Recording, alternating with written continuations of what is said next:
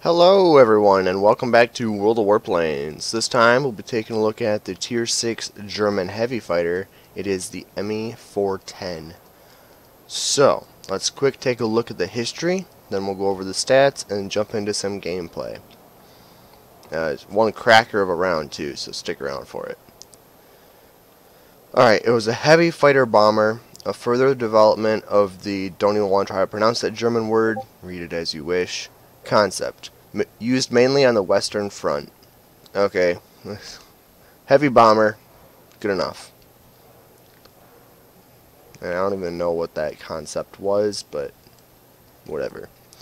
So, the first thing you'll note, this is one heck of an ugly paint scheme, don't you think? This was actually a gift paint scheme, the one that we got from Operation Westwall. So you can't actually buy it, you got it if you completed, I think it was the Dornier line, it was number 14. You completed the secondary conditions, you got this paint scheme. So, anyway, let's jump into what Wargaming says about this plane, and yeah. Powerful autocannon armament effective against aircraft with high survivability. Absolutely. Well, let's check what the gun armament consists of. So, you get, oh wow, lots of guns. You get two 7.92 machine guns, you get two 20s, and two 30s. So yes, 6 guns in total.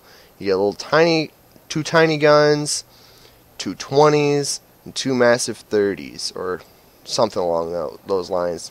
Maybe some of the guns are right there, but you know, whatever. Regardless, there's 6 guns right in the front, and it's not just one type of gun. You have a vast variety, which gives you a lot of flexibility when you're firing. You get basically all grounds covered, and it's really nice. So yeah, these guns just obliterate anything with high survivability. Bombers and attack aircraft just melt under your gunfire. Good survivability because you're a heavy fighter, but large dimensions and vulnerable engine. You're a heavy fighter, so of course you're going to be massive. Vulnerable engines, we got 2 of them, so if you lose one, hey, you still got one more. High airspeed and long-lasting boost, that's kind of the German speciality. They're incredibly fast. And I think this one has like 20 seconds of boost, which is phenomenal. 20 seconds, you can really get work done with 20 seconds of boost. So there's the stats if you guys want to read them. I really don't care to look over them, but we're just kind of breezing through this. So yes, it is very fast, very nimble. I guess the only planes that would really give you a difficult time in terms of a speed competition would be the P-38J Lightning in the American heavy fighter line. I think that one would probably keep up with you, if not go faster than you. But regardless, this is probably one of the fastest planes at Tier 6. So most planes won't be able to keep up with you, especially in a dive. Ineffective in maneuvering combat. Yeah, this thing is it's a heavy fighter, so it does not maneuver very well. You just gotta live with that. It's kind of the staple feature of heavy fighters. So, effective in mid-altitude combat and in destroying small amounts of ground targets. No, not exactly. Yeah, you're pretty decent at mid-altitude, but you excel at higher altitude. This thing is a high flyer, much more so than the British Mosquito, and maybe not quite as good as the Lightning, but it is pretty darn close. Most planes won't be able to keep up with you in the altitude that you're going to be able to fly at. So use your altitude advantage to your advantage, I guess. It really does work very well. Yeah, you can deal with bombers very easily. I don't suggest staying at high altitude just because you're super sluggish, and typically there's not a lot of planes up there. So I guess that's why it would be good at mid-altitude performance, just because going super high you become sluggish and there's not really a lot of targets.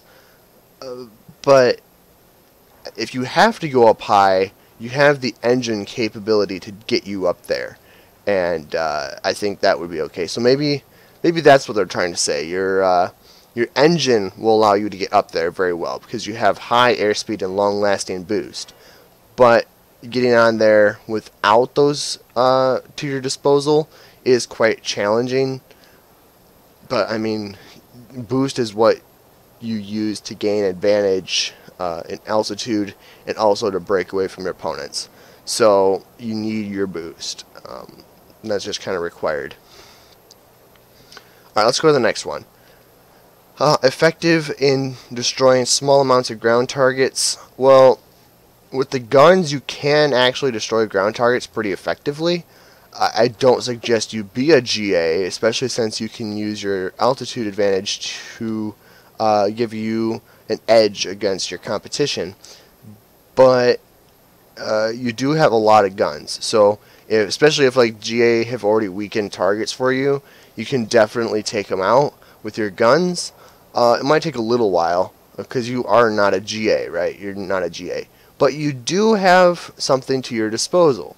That's the end. It can carry bombs and rockets.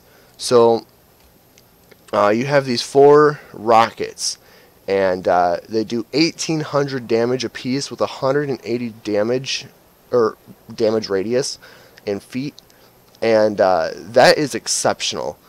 These are very, very good rockets. 1,800 damage for rockets is incredibly high.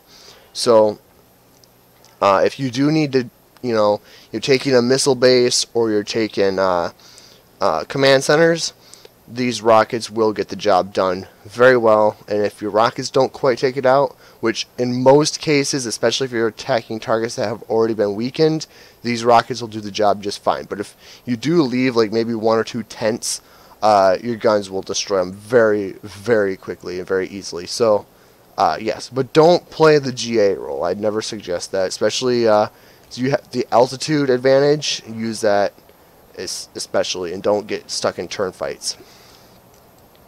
And then the last thing, equipped with a defensive turret, which is actually quite nice, right? And it's not exactly a turret that's like sitting right there. You just get these 2 13 mil machine guns sitting on the side. So that kind of means you want the plane to be directly behind you, so you can actually hit them. If they're not, you might get one gun to be shooting over here, or maybe one gun shooting over here. But if you want both of them to be firing, you have to have them directly behind you. Otherwise, these guns, the way that they're positioned, won't actually do much good. But you do have a pretty wide range. It's just, you can be firing over here or firing over here, but you don't have any like vertical, so you kind of have to be parallel with you. And you're only going to be firing with one gun if you're shooting at a target over here. That's why if someone's on your tail, make sure that you keep them behind you. Orient your plane so they're directly behind you. You get most of your rear gunner firing. And then make sure you're actually aiming at the plane with your gun. Don't just hold down the trigger. You should be able to see a circle within a circle. That means, so 2 circles. And that means that you're doing the most damage and you're the most accurate against the plane, and you'll kill it the fastest. And this tail gunner is quite effective. It's not amazing, it's not brilliant, but it is actually pretty decent, and it does get the job done very well. It is very, very good. Now, that being said, let's check out the service department real quick. I'm running all universal, but that can be kind of expensive. 10,800 credits per 30 mil, so that's 20,000. Over 20,000 credits just in that. That's a lot. You have 5,400 for these 20s and only 1,200 for these. But that gets really pricey if you're running all universal. So you don't have to run all universal, but And this is what I have set up. Make sure you have your rockets. They are very good. And then pneumatic restarter, first aid package, and control surface trim. I actually have it backwards. I should have it first aid kit, then pneumatic restarter. That's how most of mine are set up. But yeah, I have those. No fire extinguisher. That's just how I set my planes up. Do what fits you. Like always, like always. Nothing new. The tech tree path. Personally, I would suggest getting these 30s first. The 30s are really nice, and just getting that extra firepower is really good. I guess alternatively, you could just have these bombs. Personally, I don't think that's necessary. I think extra firepower is better. If you want lots of ordnance, then get the British heavy fighter line. That's what those planes excel in. This plane excels in massive forward firing armament. So I suggest using the 20s.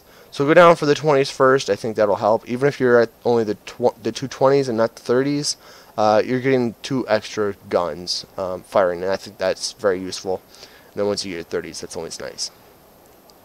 Then I think the rockets are pretty cheap, so maybe you can get the rockets and then go down the engine. That's kind of the path I would go. Guns, rockets, engine, or maybe guns, engine, rocket, whatever you prefer. But you have to research 2 engines, so it's going to take you more experience than getting the rockets first. So guns, rockets, engine. That's the path I would choose. As for equipment, turret stabilization 2, it just gives you a better turret, I guess. Improved reflector sight, which increases your firing accuracy by 10%. Very nice, even though they're straight in the front, so you have pretty good accuracy already. I just always do it because that's how I set my planes up. And then reinforced airframe 2.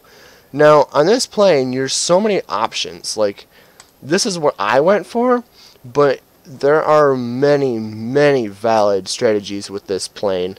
Alternatively, you could switch out your turret stabilization for improved coverings, which reduces your critical damage even more and give you a little bit more aircraft hit points, which is not bad. Or maybe you would go for engine tuning, gives you better engine power. Personally, that would probably be the last one I choose. Or maybe the aircraft polish, which gives you 25% to acceleration in a dive and 5% to maximum airspeed. That's a very nice equipment module as well. So personally, the 5 different equipment modules that you could choose from would be turret stabilization, improved reflector sight, reinforced airframe 2, improved coverings 2, and the improved aircraft polish 3. Whatever combination you want works for you, works for me. But this is the one that I went with. But any of those equipment modules would definitely help this plane out, and choose the ones that you think you want to focus on. You know. As for paint shop, I think I already covered it, but you don't get any gift camouflage. Typically, it was the only reason I have this one is because I earned it in the event. As for emblems, which is surprising because there actually isn't a gift paint scheme, but I can actually mount my beta sticker on. And you veterans would know what this is for. This is the UFO. I don't remember exactly what the name of the plane was, but it was in that UFO mode that they had back in 2013. So, yeah, it was a fun one. It was a Tier 5 UFO that you could fly around and made some pretty crazy noises and stuff. I actually just watched a video on it yesterday because I was curious about it. I wanted to look back at what World of Warplanes used to look like, and I have to soundly say that 2.0 is definitely a step in the right direction. The game looks much crisper, much cleaner than it did back in 2013 and 2012, as you would expect, right? But it is kind of nice. I really did enjoy those beta times. The times with beta were actually pretty fun. But alas, we are not in beta anymore. There was actually a lot of players during an open beta, and we really haven't had those kind of numbers since then. And now Now Wargaming is trying to squeeze as much money as they can from us, and with this new Tier 9 premium plane that's $70, it's just retarded. I don't know enough about that plane to make judgments yet, but from what I can tell, I'm not very happy about it. But that is a discussion for another time. I want to make sure my beta sticker's on there because I like my beta sticker more than my UFO. And for crew, you have two crew members on this one. You have a pilot and a gunner, so you're gonna have to set yours up a little bit more. I went with Marksman 1 and 2 because I always do that. Alternatively, you could go with Engine Guru 1 and 2. And although you have rockets, don't put Expert Rocketeer on. You have literally 4 rockets, and they do crap ton of damage to ground targets. So if you do hit with your rockets, even just one of them, you'll kill even the most healthy targets most of the time. But I don't suggest you do that. It's just a waste of 2 skill points in my opinion. So Marksman 1 and 2, Engine Guru 1 and 2. Maybe you could do Protection Expert if you put improved coverings and reinforced airframes on the same plane. That would work pretty well. Let's see. I kind of like this skill as well, Resilience. But, you know, just choose the ones you want. I went with Marksman 1 and 2, but, you know, do whatever you want. And that about wraps it up with the ME410. Yeah, the only other competition this plane has is the XP50, the P38J, and the Mosquito. Where is it? Mosquito, right there. And I think there's a Chinese Mosquito too, but it's still just a Mosquito. This plane, it's got higher altitude performance than the British one, but less ordnance. It's got more firepower than any of the other planes, I'm pretty sure. It's very fast, probably not quite as fast as the Lightning, but it's got a tail gunner, which the Lightning does not have. This plane is probably one of the most well-rounded, powerful planes, heavy fighters at this tier. But let's jump into some gameplay. I've talked far too long on this opening already, and let's get to some gameplay. Alright guys, welcome back to some gameplay. This replay, some of you guys probably will recognize. I actually sent this battle in to Zem. As you can see, he's actually in the channel right now. When I was recording, not now, like currently, but when I was recording this episode, he was in the battle, or in the Discord. But he's from Shrike Gaming, the YouTube channel Shrike Gaming. So if you want to check out his commentary for this battle, I'll leave a link in the description to the video. But yeah, some of you guys will probably recognize it already, but it's too good of a replay to not put in a review, so that is what I'm going to do. I'm going to use the replay for the review. As you can see, it's just, I barely got any shots on the Bowfighter, and I already took him out to more than 50%. Like, these guns are ridiculous. They do a crap ton of damage, and it's the reason why I think the 230s are much better than the bombs. It just chews up anything in front of it. It is an absolute monster at tier 6. We killed that guy. Super easy kill. I mean, I'm supposed to reserve my opinion till the end, right? That's kind of the rule of thumb when you're doing these videos.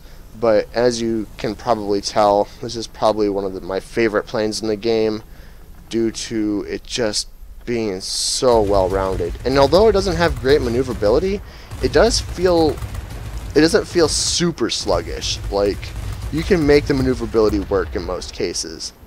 Alright, well, we shut down the LA-5. Now we're going after the Mosquito. He's really not going to be able to do a whole lot. I'm letting my 30s cool down a little bit to try to burn him out a little bit faster. Having a little bit of difficult time lining up my shots, but once I do, he melts immediately. Here comes a Bowfighter, so he's going to die very quickly too. As soon as those 30s cool down, he is toast. Look at that. It's just, Oh, the firepower on this plane is just unreal. And now the audio's dying. Audio's cracking. I guess the file's slightly corrupted, I guess. So sorry about that. But it is what it is, I guess. I'll just make sure that the volume is low. I don't know why it's so corrupted, but whatever.